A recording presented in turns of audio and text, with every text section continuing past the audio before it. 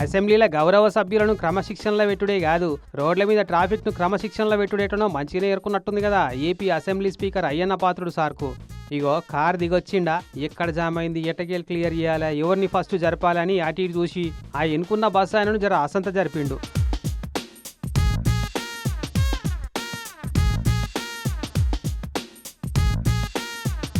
అయినా క్లియర్ అయితే లేదని పంచ చేత బట్టి అసలు ఈడ జామ్ అయిందో ఆడికే వేసి చూద్దామని ఇంకా జర ముంగడి పోయిండు అట్టనే నడుచుకుంటా.